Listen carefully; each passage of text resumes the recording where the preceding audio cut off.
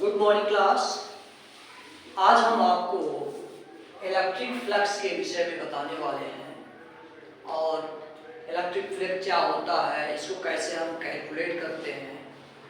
तो electric flux is defined as the total number of electric field lines passing normal to the surface of the body. Electric field lines क्या होती हैं? Total number of electric field lines. Total number of electric field lines passing normal to the surface of the body. Total number of electric field lines passing normal to the surface of the body.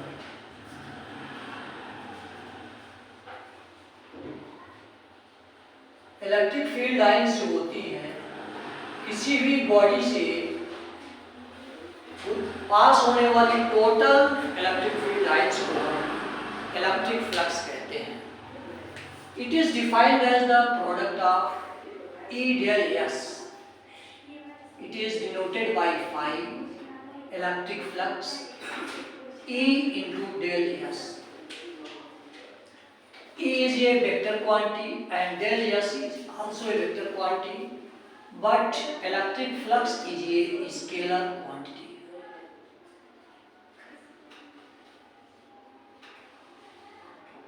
Here we have to study more about E and del S. E क्या है और del S क्या है? E is the electric field normal to the surface. जैसे आपका ये surface है, इसके नॉर्मल जो पास होने वाली इलेक्ट्रिक फील्ड लाइंस हैं, यहाँ इस सरफेस से जितनी भी electric field lines normal pass करेंगी वो सब जो है इलेक्ट्रिक फ्लक्स कहलाएगी। और डेल एस क्या है? Del S is the normal area vector. इस सरफेस के नॉर्मल जो आपका वेक्टर होगा, एरिया वेक्टर होगा, उसको हम डेल एस कहते हैं। तो देयरफॉर ई जो आपको कैलकुलेट करना है, इलेक्ट्रिक फील्ड लाइंस को जो आपको कैलकुलेट करना है वो नॉर्मल ही आपको कैलकुलेट करना है, इस तरह की लाइंस को ही देखना है। और एरिया जो वेक्टर होता है वो भी सरफेस के नॉर्मल ही लिया जाता है। तो इस तरह से अगर इलेक्ट्रिक फील्ड लाइंस मानिए ये परपेंडिकुलर नहीं है, ये एंगल बना रही है, ऐसे आ रही है, किसी तिरछे एंगल पे आ रही है, तो इलेक्ट्रिक फ्लक्स होता है phi equal to E cos theta into del S या E del S cos theta, E del S cos theta. If electric field lines are not normal to the surface.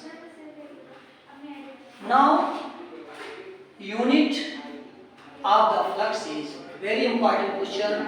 इस पर आपसे पूछा जाता है कि इसकी इलेक्ट्रिक फ्लक्स की यूनिट क्या होती है। इसकी यूनिट आप जानते हो, इलेक्ट्रिक फ्लक्स क्या होता है? इलेक्ट्रिक फील्ड आपकी होती है F अपॉन Q और डेल एस क्या है? एरिया वेक्टर है, ये आपका होता है मीटर स्क्वायर। ये हो जाता है आपका न्यूटन मीटर इंटू मीटर करते हैं, ये आपका हो जाता है क्यू। न्यूटन मीटर को आप वर्क करते हो, work upon q into meter. Work upon q जो होता है वो इलेक्ट्रिक पोटेंशियल होता है वोल्ट मीटर। ये आपसे पूछा जाता है, मल्टीपल चॉइस क्वेश्चन आपको दे देते हैं कि फाई की यूनिट क्या है, फाई की यूनिट क्या है। तो ये आपका मल्टीपल चॉइस क्वेश्चन में देते हैं, आपको इस पर टिक करना है। तो इस तरह से इलेक्ट्रिक फ्लक्स क्या होता है, इलेक्ट्रिक फील्ड लाइंस क्या होती हैं और इसकी यूनिट क्या होती है, ये आपको बताया गया। इलेक्ट्रिक फ्लक्स कैलकुलेट कैसे करते हैं? हमेशा हम इलेक्ट्रिक फील्ड लाइंस को नॉर्मली लेते हैं, ये आपको हमेशा ध्यान देना है।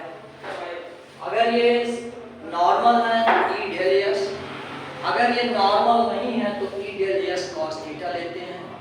और हम इलेक्ट्रिक फील्ड का डेल एस की अराउंड का पोजीशन इसका लेते हैं रिजॉल्व करके E del S cos theta. हम इलेक्ट्रिक फ्लक्स को कैसे कैलकुलेट करते हैं ये हम आपको बताना चाहते हैं।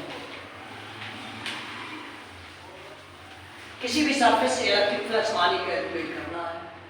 ये आपका एक पॉजिटिवली चार्ज स्ट्रेट वायर है,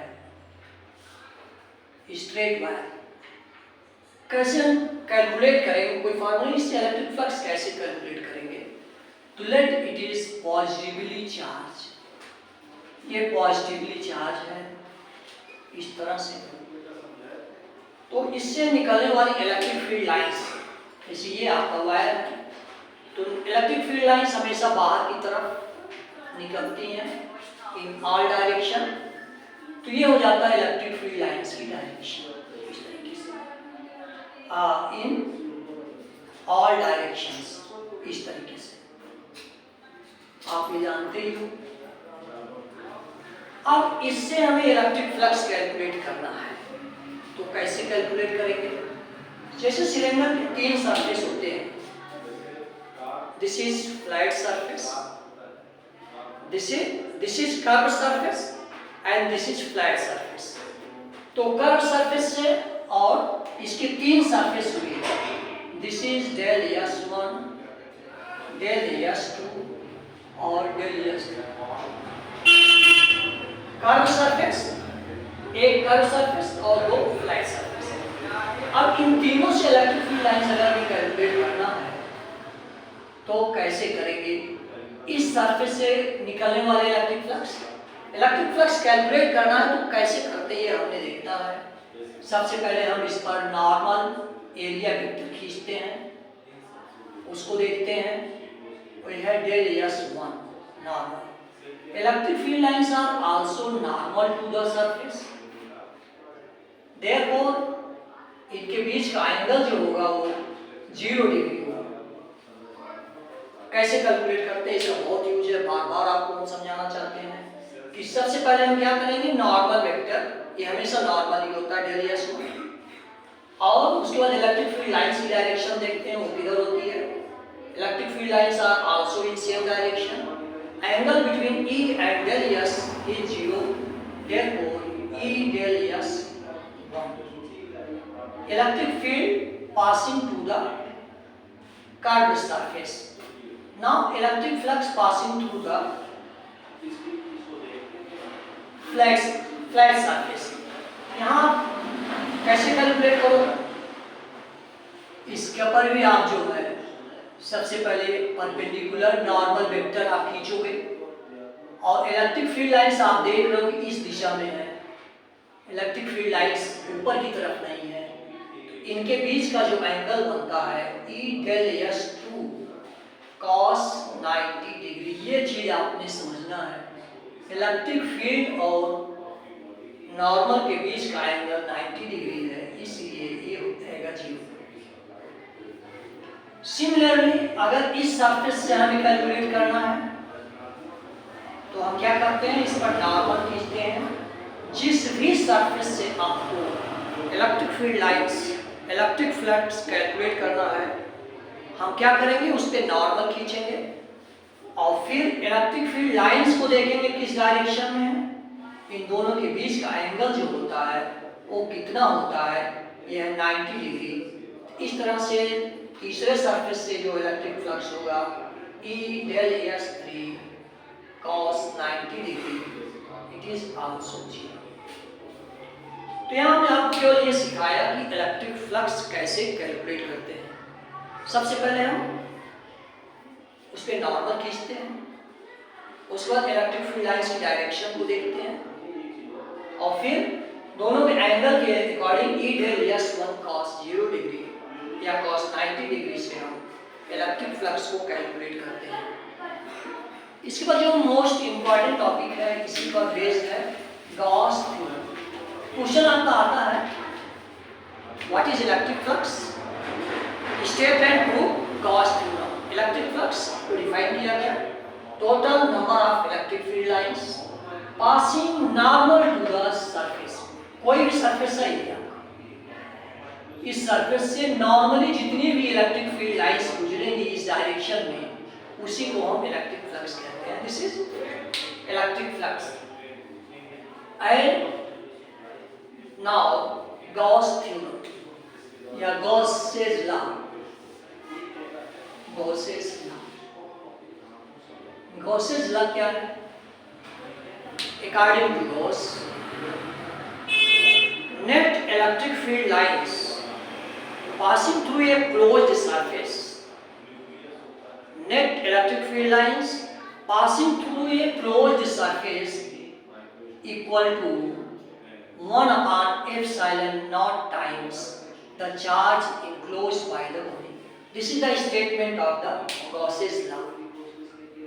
Net electric field line passing through a closed surface is equal to 1 upon epsilon naught times the charge enclosed by the body. इस बॉडी में कितना चार्ज है, इस बॉडी के अंदर कितना चार्ज आता है, उसका 1 upon epsilon naught।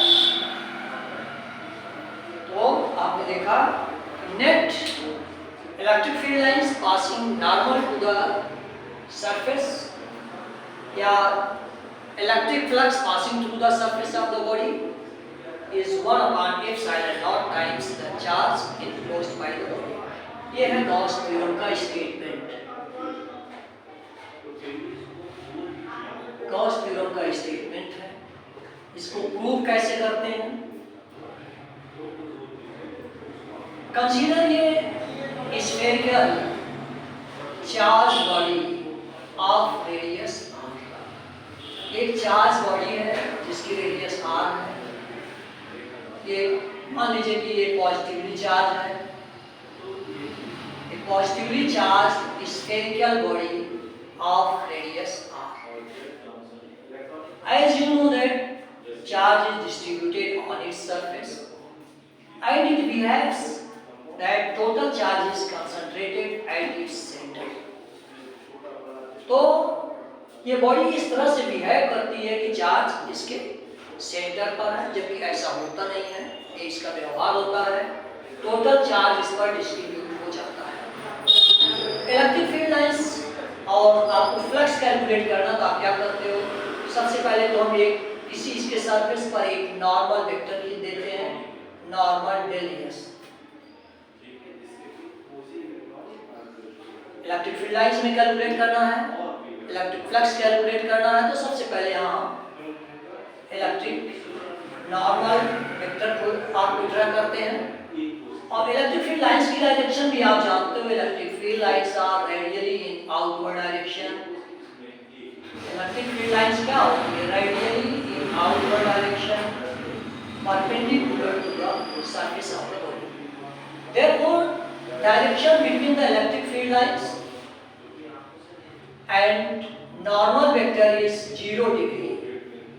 Electric flux I equal to E del S cos 0 degree।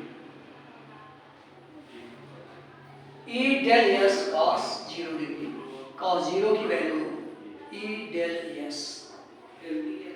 Now electric field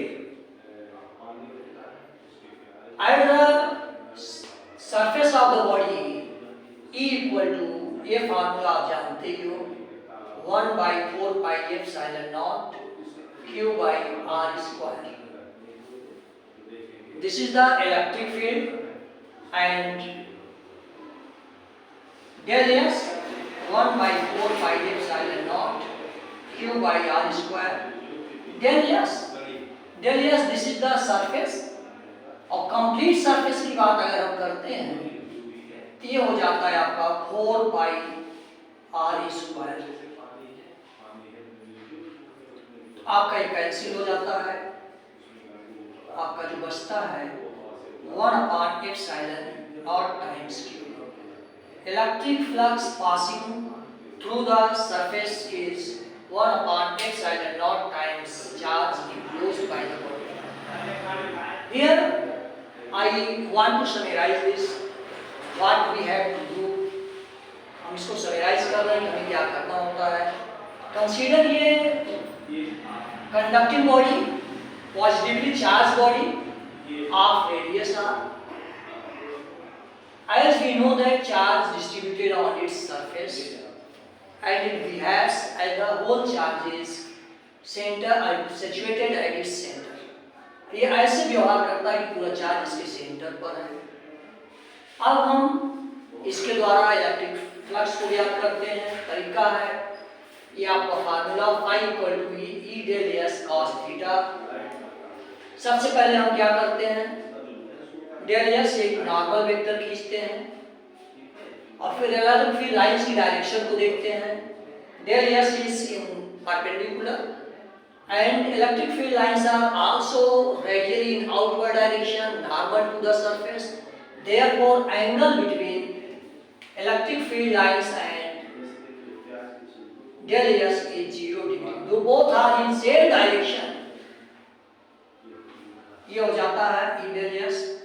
E की value electric field at the surface of the body is equal to 1 by 2 pi epsilon naught q by r square.